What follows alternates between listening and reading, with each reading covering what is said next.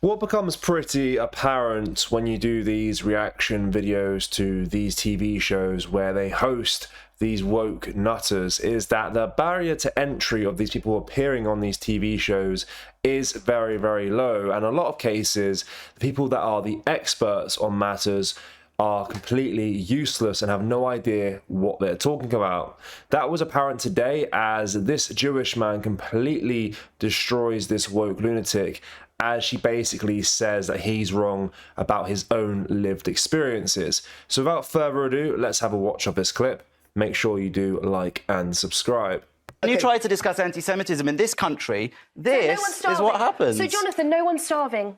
No kids are being sniped. What are you talking about? Let's pause. What has that got to do? No one's starving, no one's being sniped. Let's pause. I don't understand what this... Okay. No, you invited a Jew in to talk about anti-Semitism on Channel 5, OK? And then you wanted to discuss its connections with Israel. And literally all you've done is put somebody next to me who doesn't know very much about Israeli politics. Have you been to Israel? Have you been to Gaza? Have you been there? Have you seen the war? I don't need to know the ins and outs. What do you know about war? What do you know about the history of the Israel-Arab conflict? What do you know about Islamic jihadism? What do you know about the Quran? What do you know about Islam? What do you know about Judaism? But it started long before October 7th. Yes, it did. Ellie, you come in before because you're also sitting here, so... I'm more than happy to discuss these things, but to discuss them with somebody that doesn't know anything about them and that then barrels you on a discussion about anti-Semitism, this is exactly why there is rising anti-Semitism in Jonathan. Hey, Marina, wait a second, I've called in Albie. Just to bring it back. So I think the point initially, which we've gone around, is that after October the 7th, we've seen a massive spike in anti-Semitism, and the data bears that out. Now, I do not think it is acceptable for people who are on the pro-Palestine side of the argument, who are going on these marches, which you say are hate marches.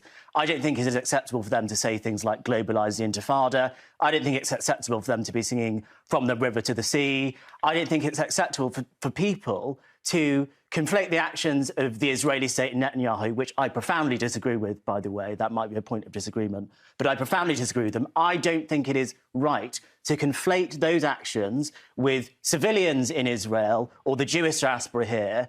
And I am so angry that we do have an Islamist and jihadist problem in this country, and they are targeting British Jews. Yeah, it's very clear that this woman has no idea what she is talking about, and she's there for token reasons, I suppose. She's a woman, she's mixed race, so she fits a couple of categories there for the Jeremy Vine show.